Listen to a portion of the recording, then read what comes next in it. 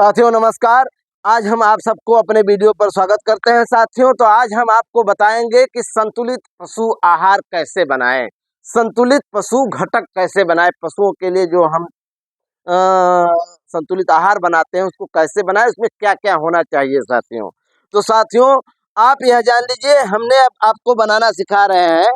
दिखाइए थोड़ा सा हमारे दर्शकों को। यह है साथियों धान की भूसी, धान का छिलका जिसे कहते हैं, हालत का दरा हुआ। और यह है मार्केट से हमने ला रखा है यह पशु आहार। पशु आहार तो नहीं लाना चाहिए था, लेकिन 5 किलो हमने लाया है क्योंकि इसमें पाया जाता है यह है यूरिया मिश्रित पशु आहार। हमारे पशु को थोड़ा सा यूरिया भी चाहिए उसके हजमा के लिए। और यह है सरसों की खल साथियों, और यह है जवा का आटा साथियों, यह है गेहूं का चोकर। थोड़ा सा नजदीक में दिखाइए हमारे साथियों को। यह है गेहूं का चोकर और यह है चना का चोकर, चना का चूरी भी कहते हैं कहीं कहीं। और साथियों देखिए यह है एकदम मक्के का आटा। और यह है साथियों मूंग का आटा। मूंग का आटा हम इसलिए लेते हैं कि हमारे पशु का हाजमा बढ़िया हो। और यह है साथियों जो चावल से निकलता है पालिश वाला कना, इसलिए हमने इसको ले रखा है। और अपने पशुओं के लिए नमक, नमक कितना ऐड करना है साथियों, तो गर्मी के सीजन में आपको सिर्फ 1% नमक लेना है, जाड़े में 2% से 3% कर सकते हैं। तो हमारा यह रसद तैयार हुआ कम से कम 40 किलो, तो इसमें हम 1 किलो नमक ऐड कर ले रहे हैं। नमक इसलिए ऐड करते हैं कि ताकि पशु, जाड़े में पशुओं को प्यास कम लगती है, इसलिए इसकी मात्रा हम 2% कर सकते हैं और कर रहे हैं। इसलिए कि पशु को प्यास कम लगती है, तो नमक का मात्रा जब पशु के पेट में जाएगा तो प्यास लगेगी, पशु पानी पिएगा तो हजमा अच्छा होगा। और पानी से ही दूध बनता है, तो इसलिए पानी पिएगी तो दूध बनेगी। और साथ में हमने ले रखा है ये मीठा सोडा। लेकिन जब रसद तैयार करते समय अगर हमने रसद में नमक मिला दिया तो मीठा सोडा साथ में ऐड नहीं करना है, क्योंकि यह केमिकल युक्त होता है, यह कृत्रिम होता है।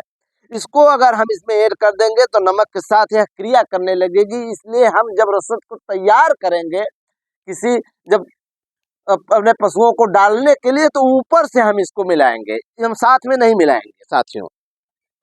तो हम और ये है हमारा अलसी की खल पीसी हुई, यह लबाब के लिए हम डालते हैं। तो यह डालना बहुत जरूरी है, और इसको डाल देने से हमारे रसद में लबाबपन आएगा। और यह तीसी की खल है, अलसी की खल है, इससे हमारी जो है पशुओं को अब सब मिक्स कर ले रहे हैं, मिक्स करके ऐसे ही रख दे रहे हैं। आप सब भी ऐसे ही मिक्स करके एक साथ में।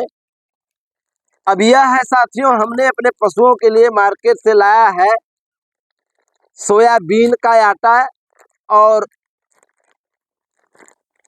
चने का आटा।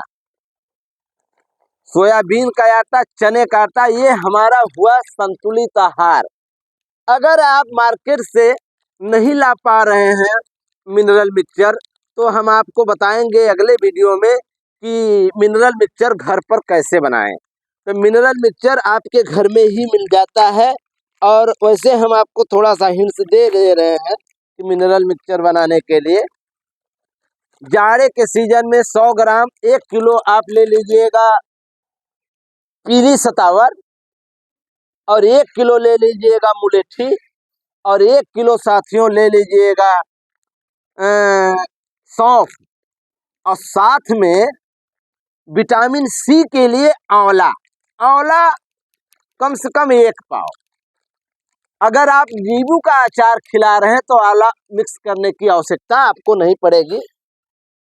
और गुड़ आप देते रहेंगे तो पशु को ग्लूकोज की पूर्ति होती रहेगी। आप सरसों का तेल देते रहेंगे तो पशु दूध के पीक पर बनी रहेगी। तो ये हमारा बनकर तैयार हुआ साथियों संपूर्ण संतुलित आहार, पशु का संपूर्ण संतुलित आहार।